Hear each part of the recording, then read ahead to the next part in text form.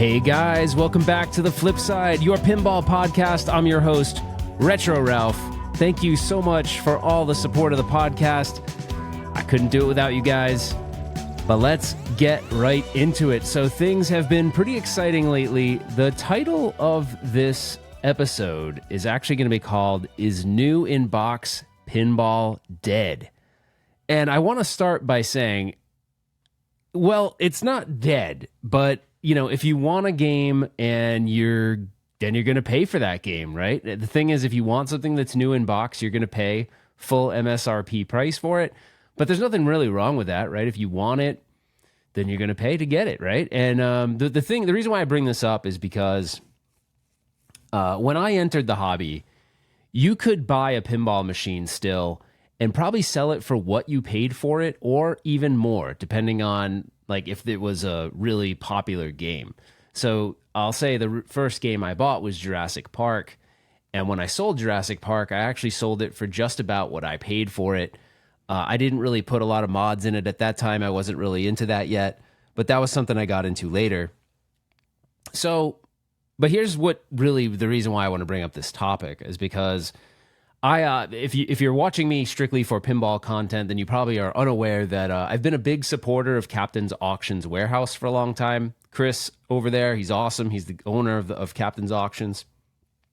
And he's allowed me to do a lot with my arcade collection. I've sent arcade games there that I've restored. I've sent projects there, tons of stuff. I've gotten lots of arcade games from Captain's Auctions, but because I wasn't so into pinball, I kind of really just ignored the pinball part of the auction. But of course, now I'm more interested in that. So the last auction that went by, I was looking at some of the prices, and I was like, man, you can get some really awesome new model Stern pinball machines or other manufacturers for really good prices right now. So it's definitely a buyer's market at the moment. And we're going to get into why I think it's not so much a seller's market too. But let me just go over some of these prices because you're going to be blown away. So like, let's say you're someone new and you want to get a pinball machine. Well, you know, when you start looking at some of these prices, you may question whether or not you want to go down the new in-box route. Now, I'll say this right off the bat.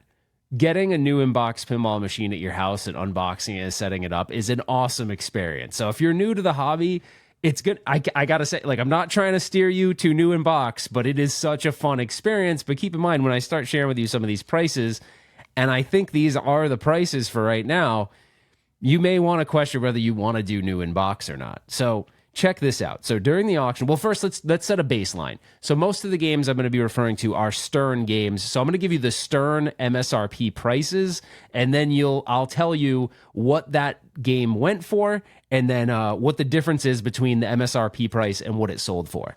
Now, keep in mind, also, I'll say this real quick, when you're dealing with Captain's Auctions and you're a buyer, there is a premium you have to pay, and then if you're not in California, you do have to ship it, so you have to keep those things in mind, right? So if you do buy a game from Captain's Auctions or any other auction warehouse, there's usually some kind of buyer premium, which is some percentage over what you paid, and then also a shipping cost, right? But I'm assuming if you're in the Southern California area, you could just go pick it up. So, but just keep that in mind. So when we're talking about MSRP pricing, a Stern Pro is $6,999.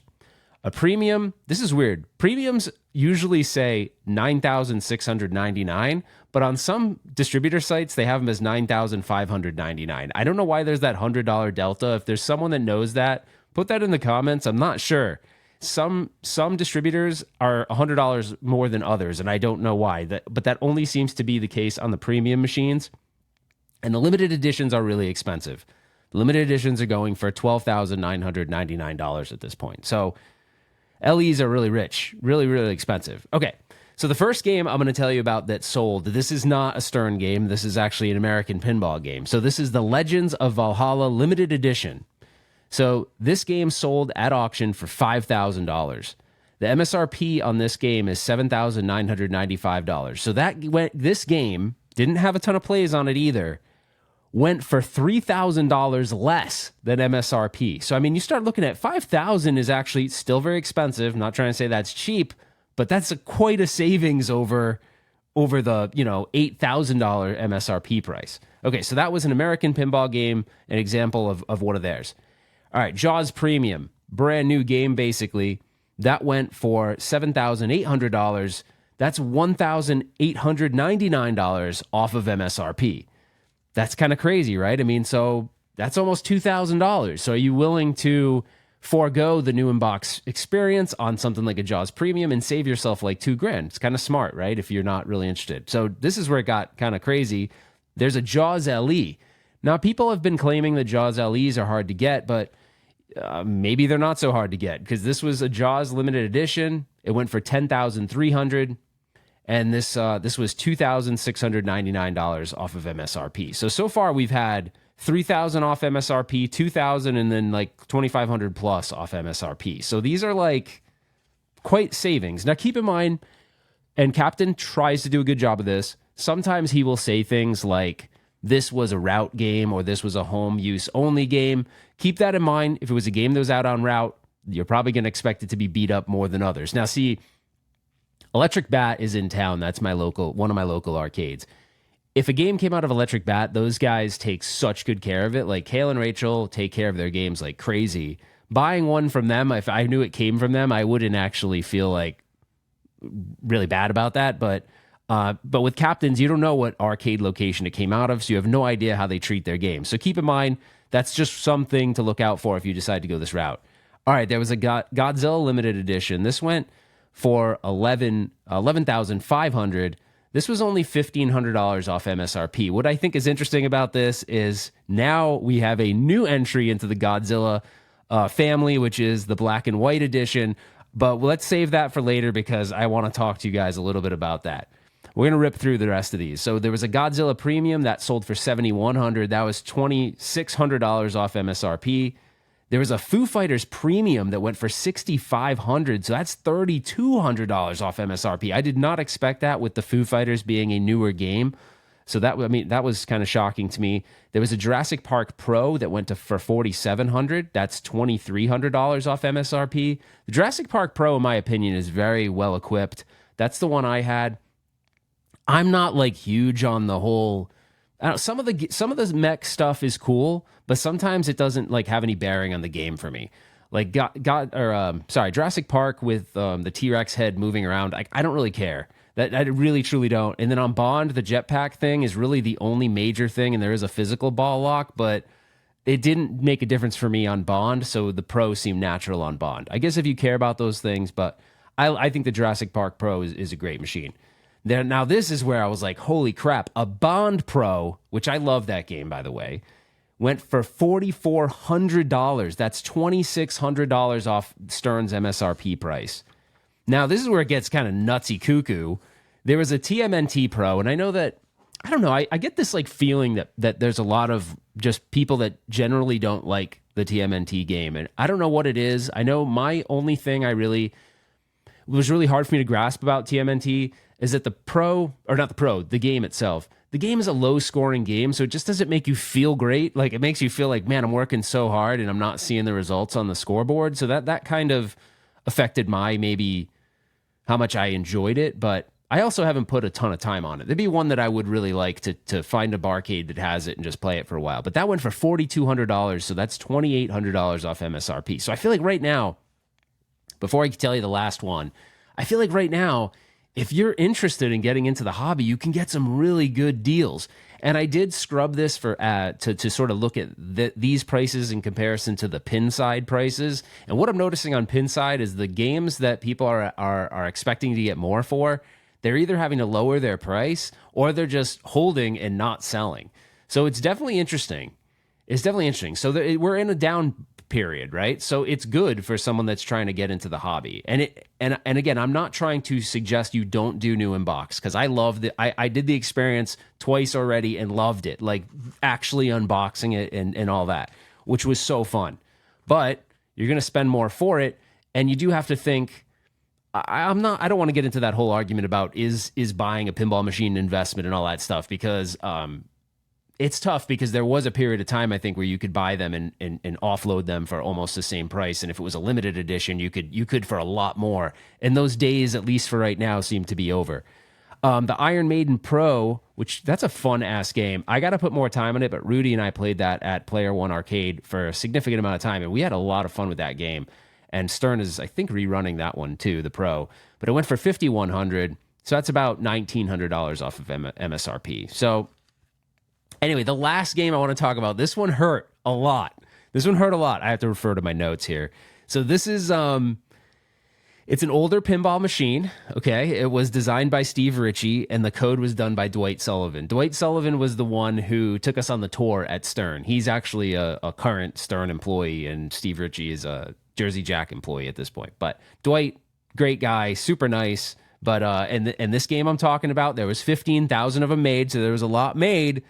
And it's Terminator 2 by Williams. So this is a game that I have wanted for a while, because this is the one, if I were to go back to what my modern day pinball roots are, it'd be this game, because this is the one that I remember playing when I went to visit my sister at college. So I have a little bit of nostalgia for it.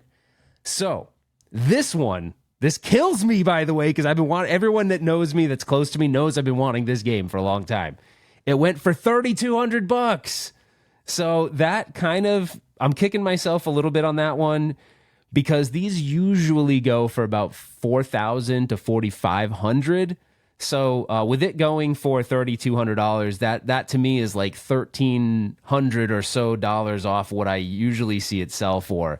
So that just, oh man, that one hurt a lot. But I got to be careful too. Like, I've been spending a lot of money on the hobby. This can become a really expensive hobby, especially when you start getting into the modding. You don't really add it up a lot of times. You buy the mods over time, and then you add it up, and you're like, man, I actually put a lot of money into this game, which that actually makes it harder to sell it later, because I notice on the aftermarket, you're not really getting a bunch of the value back from your mods. Some people put value in the mods, but I'm not seeing, like, if you put $2,000 into the mods, you're not getting that $2,000 back out of it. At least from what I've seen. If someone disagrees, definitely let me know, but I have not seen that.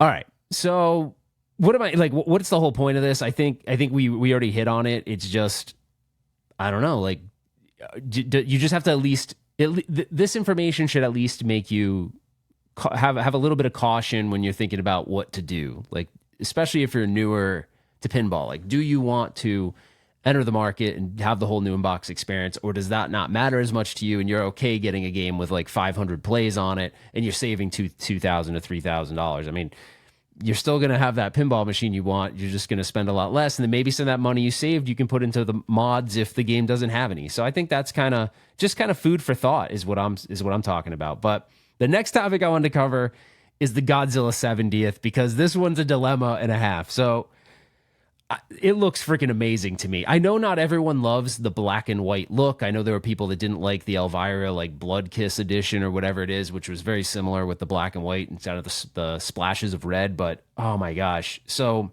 they're using the LE artwork on the side, and they're using the same stuff they put into the recent John Wick LE machine, where it's like that foil artwork.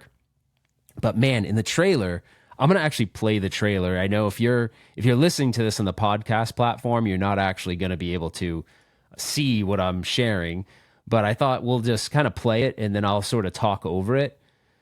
So in the trailer, George Gomez is explaining the game, but you see this like cool splash screen. It says Godzilla 70th, which got me all hyped up, right?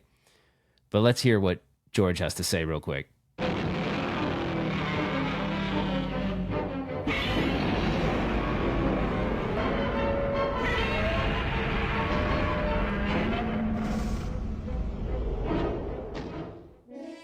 Hey everybody, it's George Gomez at Stern Pinball, and today I'm going to show you around a very special new premium model Godzilla. Okay, so this brushed metallic foil, if you haven't seen the trailer, go back and watch it. It's this brushed metallic foil that's got me. It's got me.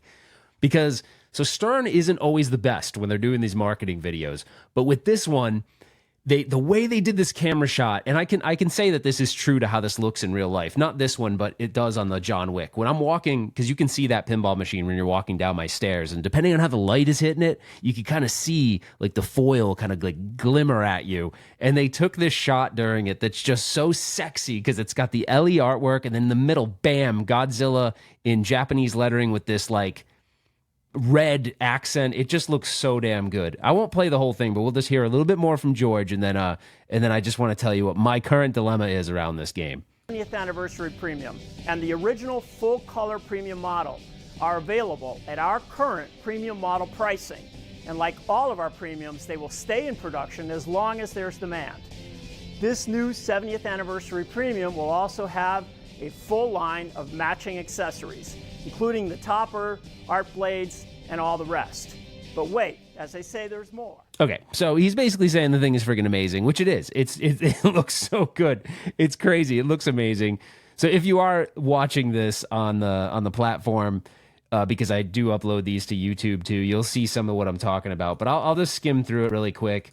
He does go into the fact that they're going to have a line of accessories that are also black and white. They're also going to release the what is it called? I think the King of Dragons mode. They're doing like a new, or sorry, King of Dragons. Thinking of what's he called?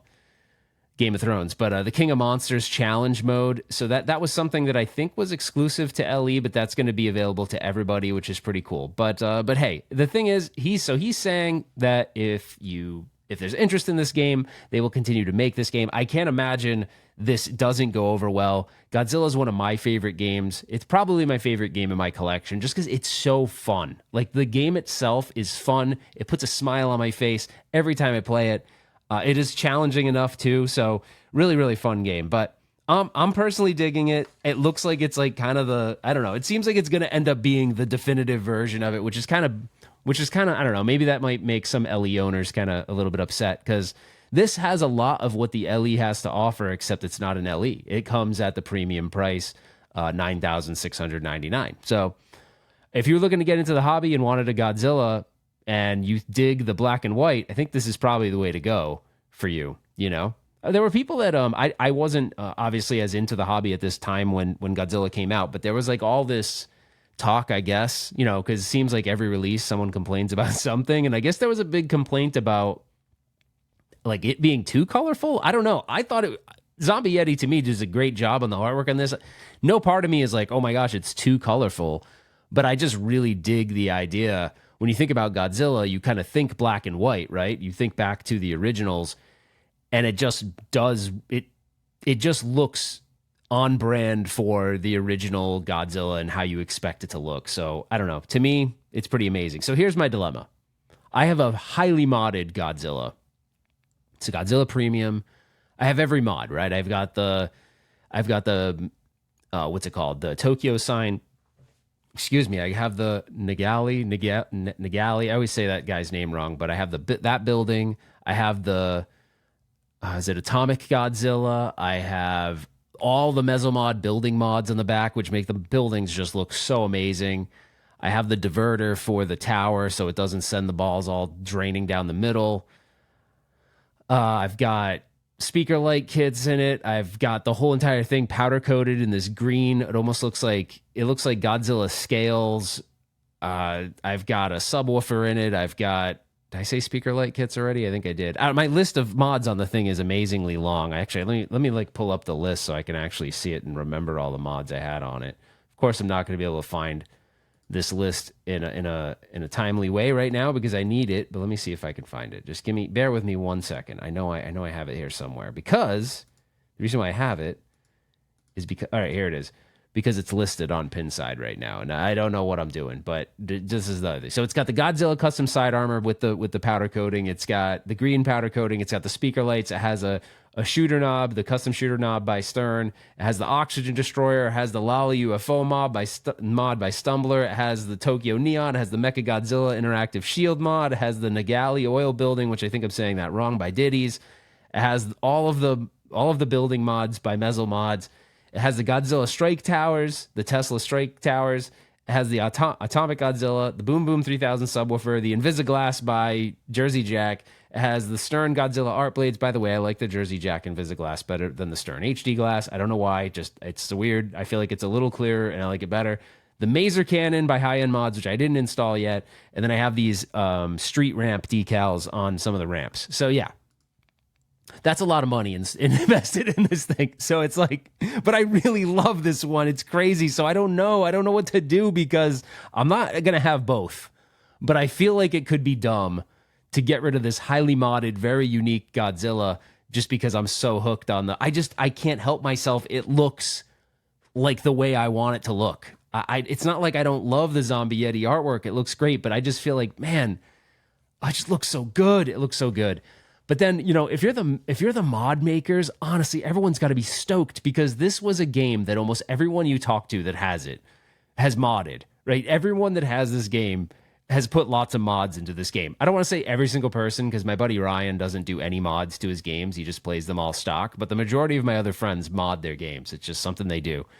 And there was just so many cool mods. I mean, I know I told you this on a prior podcast episode, but the original Godzilla inside the game is this tiny mini, like, he just doesn't do it justice. So when you start looking at the, I always forget the name of that one, by the way.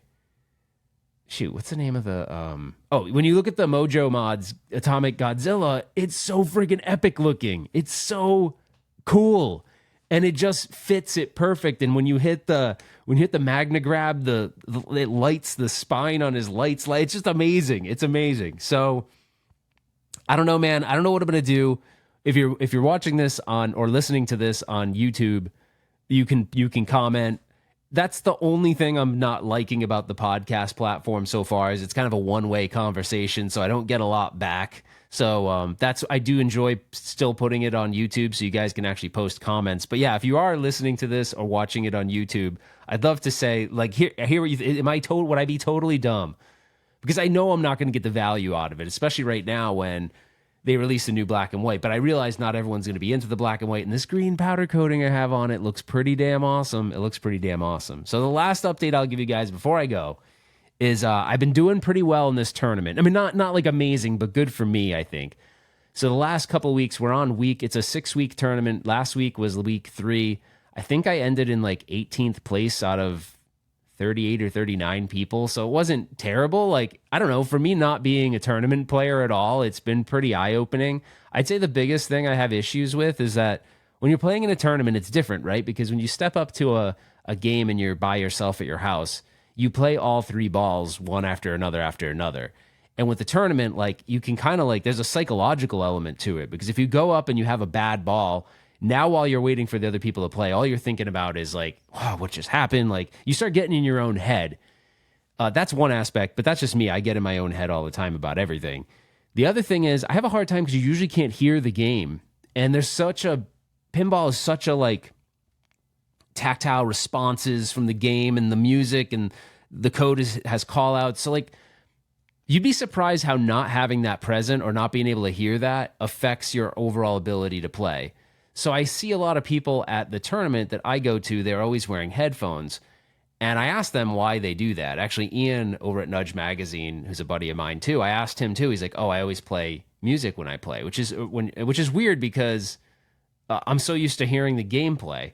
It's too bad, honestly. The ultimate would be if every single pinball bar had headphone jacks to plug in. I would bring my headphones, and that'd be awesome. Maybe some do, but anyways, it distracts me. So maybe I'll try the music thing, like because what's happening is I feel like I'm fixated on all the other things that are happening around me. That it's harder to concentrate. But it probably sounds like I'm an excuse, but it has affected me a little bit. But for the most part, like I'm having a really fun time, and I've met a lot of really awesome people. That's really why I wanted to do it. I just wanted an excuse to get out of the house. And what's cool is I'm meeting all these other people that are into pinball that live right around me. So it's pretty neat. So I would encourage you, if you do get a chance and you go to Pinball Map, find your location near you that has pinball, and see if they run tournaments, because man, they're so much fun. They're so much fun. I don't know where I'm going to land on this one. It'll be interesting to see, because it's, like I said, it's a 6-week tournament. So we'll see.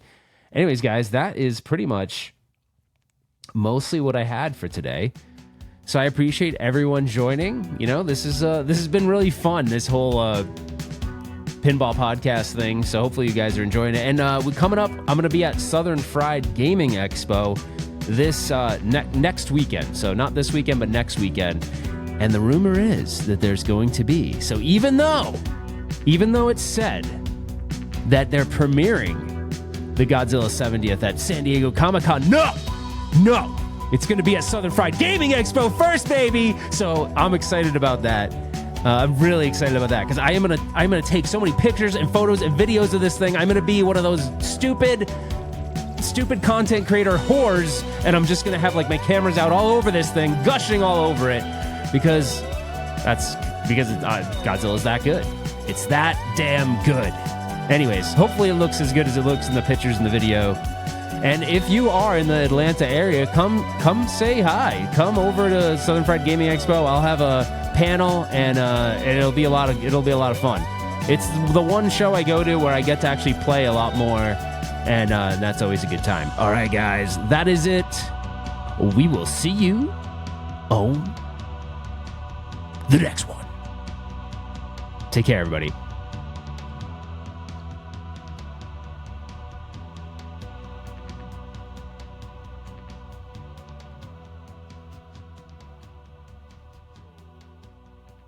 And that's a wrap.